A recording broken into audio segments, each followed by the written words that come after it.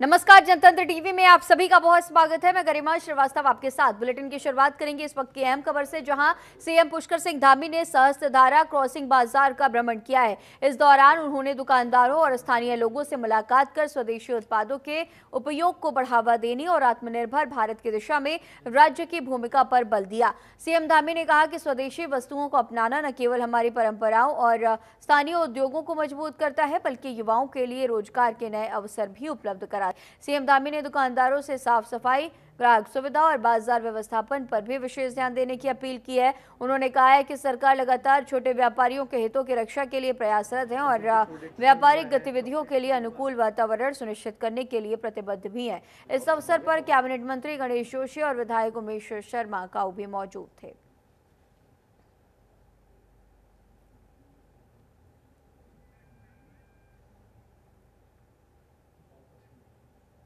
और वहीं paper leak मामले को लेकर के युवाओं में गहरा आक्रोश देखने को मिल रहा है। बड़ी संख्या में युवाओं ने सरकार के खिलाफ विरोध जताया। युवाओं ने सरकार के खिलाफ जोरदार नारेबाजी की है। वहीं पेपर लीक मामले पर सीएम धामी ने कहा कि मैं सभी युवाओं से अपील करता हूं कि वो तय करें कि उनके आंदोलन का नेतृत्व कौन लोग कर रहे हैं, जो युवाओं को सड़कों पर लाकर अपना हित साध रहे हैं, जिनका युवाओं या भर्ती प्रक्रिया से कोई लेना देना नहीं। लेकिन हमारी प्रतिबद्धता है कि जैसे हमने 25,000 नियुक्तियां पारदर्शी तरीके से बिना किसी भ्रष्टाचार के की हैं, वैसे ही हम करेंगे। जो घटना सामने आई है उसकी जांच के लिए हमने एक एसआईटी का गठन किया है। जो भी फैसला लेना होगा हम छात्रों के हित में लेंगे, लेकिन ये दुर्भाग्यपूर्ण है कि छात्रों की आड़ में सरकार को निशाना बनाया जा रहा है। आंदोलन के कारण से या युवाओं को, नौजवानों को सड़क पर लाकर कौन लोग अपने हित साध रहे हैं, कौन लोग इसका पूरी तरह से, किन लोगों ने इसको राजनीति की तरफ पूरी तरह से धकेल दिया, इसका राजनीतिकरण कर दिया है। ऐसे लोग हैं जिनका इन युवाओं से, भर्ती परीक्षाओं से कोई लेना देना नहीं है, केवल वो अपना स्वार्थ सिद्ध करना चाहते हैं। लेकिन हमारी प्रतिबद्धता है, जैसे हमने 25,000 नियुक्तियां पारदर्शिता के आधार पर करी हैं, बिना किसी भ्रष्टाचार के की हैं, हम आगे भी इस क्रम को आगे बढ़ाएंगे। हमारा संकल्प है, जो कैलेंडर है वो कैलेंडर जारी होगा। और जो वर्तमान प्रकरण आया था उसमें हमने युवाओं की तरफ से ही बात आई थी कि इस एक स्थान पर ये शिकायत आई है, इसकी जांच होनी चाहिए, निष्पक्षता से ये बात छात्रों के बीच में आनी चाहिए। तो हमने हाईकोर्ट के जज से जो है इसकी जांच के लिए उनके सुपरविजन में जांच कराने का सरकार ने निर्णय ले लिया है। एसआईटी गठित कर दी है और 1 माह तक भर्ती प्रक्रिया को पूरी तरह से रोक दिया है। कोई परिणाम आने वाला नहीं है। और जो भी एसआईटी की जांच में सामने आएगा उसके आधार पर हम छात्रों के हित में जो भी निर्णय लेना होगा, हम 1 मिनट भी पीछे हटने वाले नहीं हैं। लेकिन ये भी दुर्भाग्यपूर्ण है कि छात्रों की आड़ में सरकार को निशाना बनाया जा रहा है, उसका राजनीतिकरण किया जा रहा है, देशद्रोह के नारे लगाए जा रहे हैं और सनातन धर्म का अपमान किया जा रहा है। ये निश्चित रूप से हमारे युवाओं को भी सोचना है। और हमारे युवा राज्य के बहुत विवेकशील हैं, राष्ट्रवादी हैं। 2 अंतर्राष्ट्रीय सीमाओं से लगा हुआ हमारा प्रदेश है, ये पूरा देवभूमि है। देवभूमि के लोग निश्चित रूप से इस विचार करके।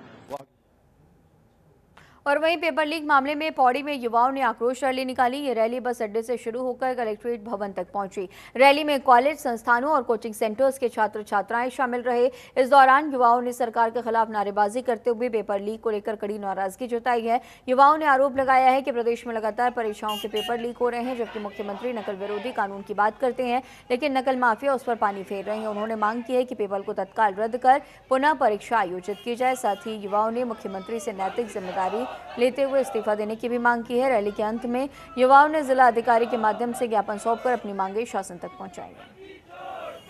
मामला यही था कि पेपर लीक के बारे में यहाँ पर बातें की गई और जिस प्रकार से युवाओं के द्वारा यहाँ पर पौड़ी में बस स्टेशन से और जिला कार्यालय तक यहाँ पर धरना प्रदर्शन किया गया और अपनी मांगों को पूरे करने का यहाँ पर पूर्ण प्रयास किया।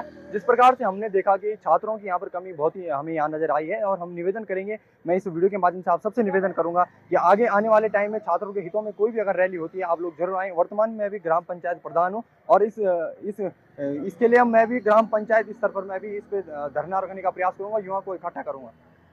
जी बिल्कुल, ये बिल्कुल सही बात है। और जिस प्रकार से राजनीति में जिस प्रकार से यहाँ पर जान पहचान बहुत सारी चीज़ें, जिस प्रकार से बच्चों के हितों को यहाँ पर उनके अधिकारों को यहाँ पर विनाश कीनने का पूरा कार्य किया गया है यहाँ पर गवर्नमेंट के द्वारा। और जिस प्रकार से वहाँ पर पेपर लीक को कर दिया गया है, हाकम सिंह की बात करें तो अभी कहा गया है कि हाकम सिंह जेल में चला गया है, लेकिन ये बिल्कुल जरूरी कोई बात है नहीं।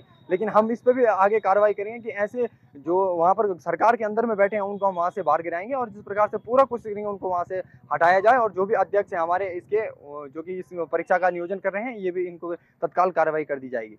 मैं ऋषि रिच एजुकेशन अब से मतलब 1 साल से प्रैक्टिस कर रहे हैं, कोचिंग कर रहे हैं, और हर बारी यही हो रहा है पटवारी का कि लीक हो गया है तो निकाली क्यों रहे हो विज्ञप्ति? उन लोगों के लिए निकालो ना जो 15 लाख रुपए दे देते हैं, उनके लिए स्पेशल निकालो विज्ञप्ति, हमारे लिए मत निकालो। अभी हम बोल रहे हैं इतनी मेहनत कर रहे हैं बच्चे, और हाकम सिंह हर बारी पकड़ा जा रहा है कि सरकार उसको पाल रही है।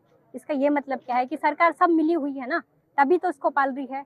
सब बोल रहे हैं कि हर बार वो पैसे ले रहा है। वो पहले 20 तारीख को ये न्यूज़ आ गई थी कि वो जेल में चला गया है, तो 21 तारीख को पेपर लीक हो गया, ये तो होना ही था फिर।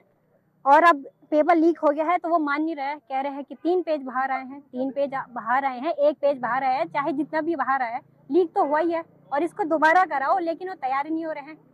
लंबे महीने दिए जा रहे हैं कि नहीं इस पे कार्यवाही हो रही है। कब तक? जब तक वो चाहते हैं कि उत्तराखंड के जो युवा हैं या बच्चे हैं या उनके परिवार वाले हैं कुछ ऐसा काम ना कर दे जिससे उत्तराखंड जैसे नेपाल जैसे हाल हो रखे हैं, उत्तराखंड अगर ऐसा ना कर दे तब तक क्या वो काम नहीं करेंगे या कार्यवाही नहीं करेंगे इस पेपर लीक पे? तो मेरा यही है कहना है कि कार्यवाही हो। यूके SSC भर्ती में पेपर लीक के खिलाफ यमुना घाटी में लगातार युवाओं द्वारा प्रदर्शन किया जा रहा है। पेपर लीक प्रकरण में युवाओं का गुस्सा बढ़ता जा रहा है। युवाओं ने घाटी के बड़कोट और नौगांव बाजार में जुलूस निकालकर मुख्य चौराहे पर जमकर प्रदर्शन कर धामी सरकार के खिलाफ नारे लगाए। बड़कोट में युवाओं ने बेरोजगार संगठनों के समर्थन में जोरदार प्रदर्शन किया है। प्रदर्शनकारी युवाओं ने कहा कि छात्र दिन रात मेहनत करके प्रतियोगिता परीक्षाओं की तैयारी करते हैं, लेकिन हर बार पेपर लीक होने से उनका भविष्य अंधकार में ढकेला जाता है। युवाओं ने सड़कों पर उतरकर सरकार के खिलाफ नारेबाजी कर CBI जांच की मांग की है। वहीं देर शाम यूथ कांग्रेस ने भी हाथों में पट्टी लिए मुख्य चौराहे में धामी सरकार के विरोध में जमकर नारेबाजी की।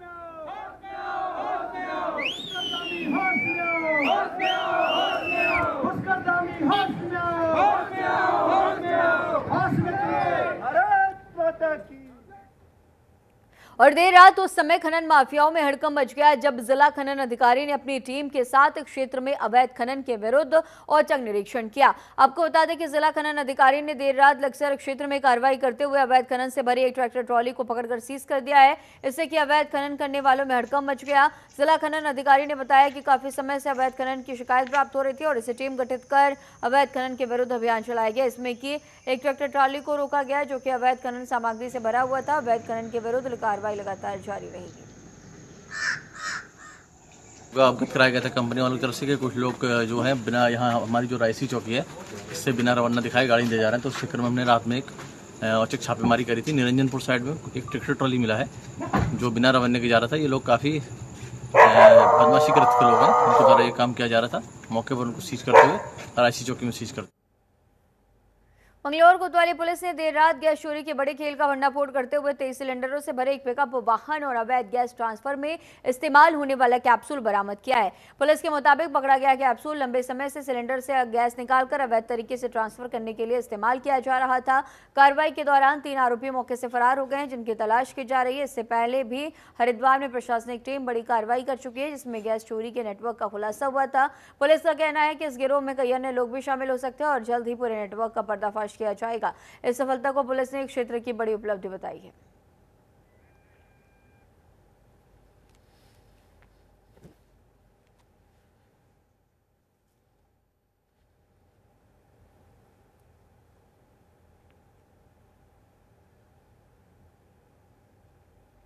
और वहीं हरिद्वार में 2027 में होने वाले अर्धकुंभ मेले को लेकर इसकी भव्य तैयारियों को लेकर पुलिस प्रशासन ने कमर कस ली है। इसी क्रम में CCR भवन में एक अहम बैठक आयोजित की गई। इसकी अध्यक्षता पुलिस महानिरीक्षक नोडल अधिकारी कुंभ नीलेश आनंद भरणे ने की है। बैठक में कुंभ मेले के दौरान सुरक्षा, यातायात और श्रद्धालुओं की सुविधाओं को लेकर विस्तार से चर्चा की गई। बैठक में SSP हरिद्वार, SP सिटी समेत जिले के कई वरिष्ठ अधिकारी मौजूद रहे। अधिकारियों ने मेला क्षेत्र की व्यवस्थाओं को और अधिक मजबूत बनाने के लिए अपने अपने सुझाव भी रखे हैं। IG भरणे ने साफ कहा है कि कुंभ जैसे विश्वस्तरीय आयोजन में सुरक्षा और व्यवस्थाओं से कोई समझौता नहीं होगा और समय रहते सभी तैयारियां पूर्ण कर ली जाएंगी।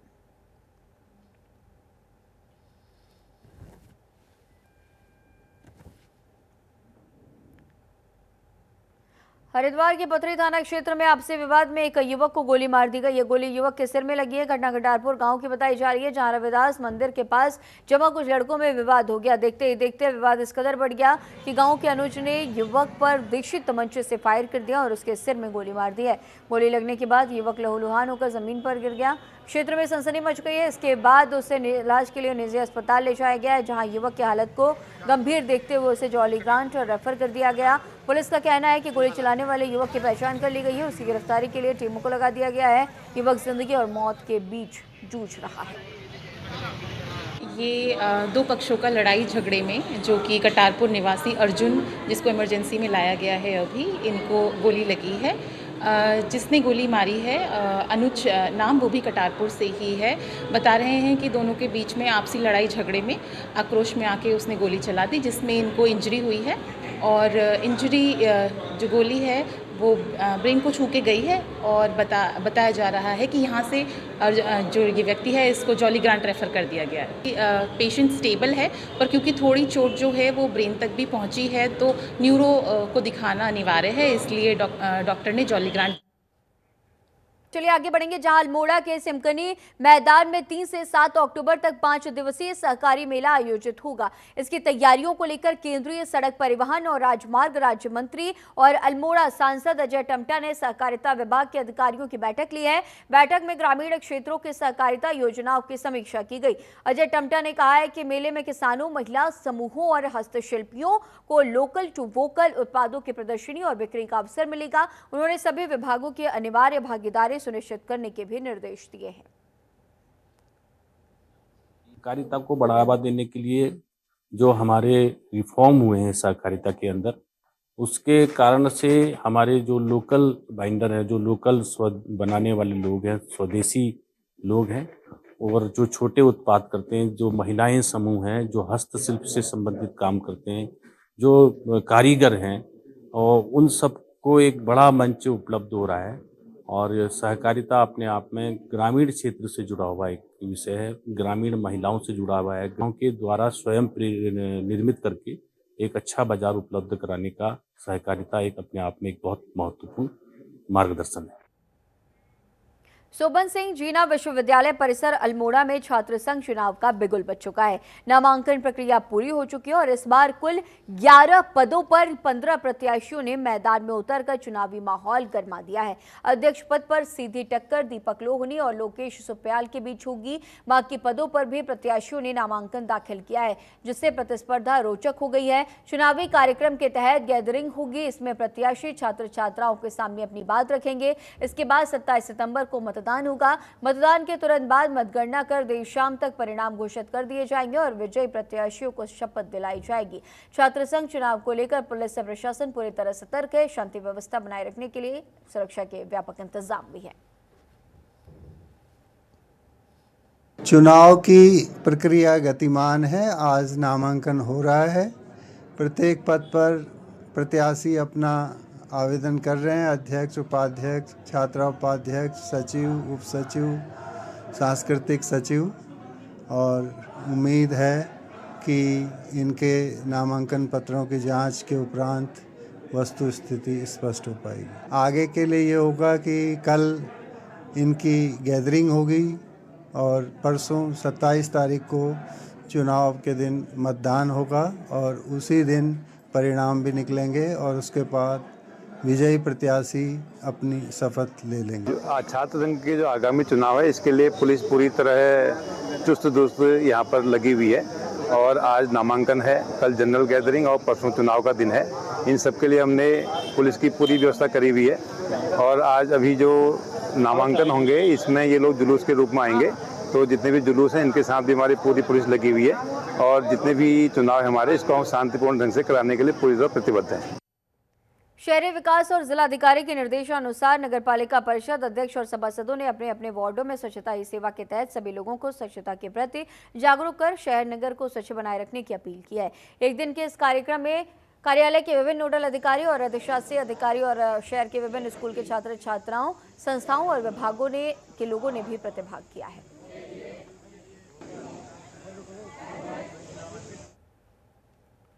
नगर पंचायत गंगोत्री द्वारा गंगोत्री मंदिर समिति, पुरोहित सभा, स्थानीय व्यवसायी आदि विभागों के साथ मिलकर एक दिन 1 घंटा एक साथ थीम के अंतर्गत कार्यक्रम का सफल आयोजन किया गया। इस अवसर पर निकाय द्वारा सभी विभागों के साथ मिलकर स्नान घाट, मुख्य बाजार और अन्य जगहों पर स्वच्छता अभियान चलाया गया है। साथ ही सभी सहभागियों द्वारा स्वच्छता शपथ ग्रहण की गई है। नगर पंचायत गंगोत्री द्वारा अपने कर्मचारियों, पर्यावरण मित्रों को इस अवसर पर प्रोत्साहित करने के लिए पुरस्कार वितरण किया गया। साथ ही पर्यावरण मित्रों के स्वास्थ्य संबंधी जाँच के लिए स्वास्थ्य शिविर भी लगाया गया है।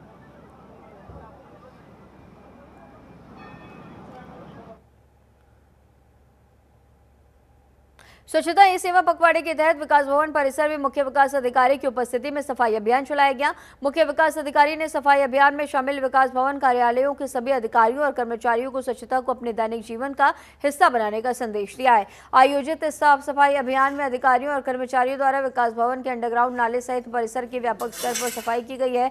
मुख्य विकास अधिकारी ने विकास भवन के सभी कार्यालय अध्यक्षों को अपने अपने कार्यालयों में साफ सफाई रखने के निर्देश देते हुए कहा कि 2 अक्टूबर तक चलने वाले इस स्वच्छता पखवाड़े में विकासखंड स्तर पर भी व्यापक सफाई अभियान चलाया जा रहा है। ये जैसा कि आपको विदित है कि 17 सितंबर से 2 अक्टूबर तक हम लोग स्वच्छता ही सेवा पखवाड़ा मना रहे हैं। तो इसी क्रम में हम लोग आज यहाँ पे विकास भवन में जो विकास भवन के जो जितने भी हमारे कार्यालय हैं, विकास भवन के जो परिसर है, इसकी साफ़ सफाई हम लोग कर रहे हैं। और जैसा आपने देखा, इसके बीच से एक हमारे विकास भवन के बीच से एक बड़ा नाला भी इसमें गुजरता है, तो इसमें भी काफ़ी गंदगी है। इसको हमने अभी पूरी तरीके से साफ़ किया है। और इसके अलावा जितने भी हमारे कार्यालय परिसर है, जो हमारे इसकी लॉबीज़ हैं कार्यालय की या कार्यालय परिसर है, उसको हम लोग उसकी आज हम लोग साफ़ सफाई कर रहे हैं। और इसी के साथ में हमारा पूरे जनपद में लगातार ये कार्यक्रम 17 सितंबर से लगातार चल रहे हैं और ये 2 अक्टूबर तक लगातार चलते रहेंगे। और इसमें सभी कार्यालयों में, विकास खंडों में बड़े पैमाने पर स्वच्छता अभियान जनपद में चलाया जा रहा है। और चलिए आगे बढ़ेंगे, जहां काशीपुर में हालात काबू में थे। पुलिस और प्रशासन की सख्ती के बाद शहर धीरे धीरे सामान्य हो रहा था, लेकिन अचानक एक झूठी अफवाह ने फिर से तनाव फैलाने की कोशिश की। कहा गया कि पुलिस कस्टडी में एक युवक की मौत हो गई। अब सवाल ये उठने लगे कि क्या ये सच है या सिर्फ शहर का माहौल बिगाड़ने की साजिश। अफवाह शहर में सनसनी भी फैल गई है और हालात एक बार फिर से बिगड़ने का खतरा पैदा हो गया। लेकिन पुलिस ने समय रहते इस अफवाह का पर्दाफाश कर दिया। पुलिस ने स्पष्ट किया है कि जो भी दावा किया जा रहा है वो पूरी तरह से झूठ और भ्रामक है। हमारी टीम के कैमरों ने उस युवक की एक्सक्लूसिव वीडियो और तस्वीरें कैद की हैं। इसमें वो स्वस्थ दिख रहा है और अपने पिता के साथ जाते हुए भी नजर आता है। यहाँ सभी को अवगत कराऊंगा कि 21 तारीख को भी इसी तरीके से गलत तथ्यों के आधार पे एक भ्रामक सूचना फैला करके और बिना किसी अनुमति के इसी तरीके से एक कार्यक्रम करके और अराजकता फैलाने का प्रयास किया गया। उसमें न केवल आम लोगों के लिए बल्कि पुलिस के भी जीवन को जोखिम में डाला गया, सार्वजनिक संपत्तियों को ध्वस्त किया गया।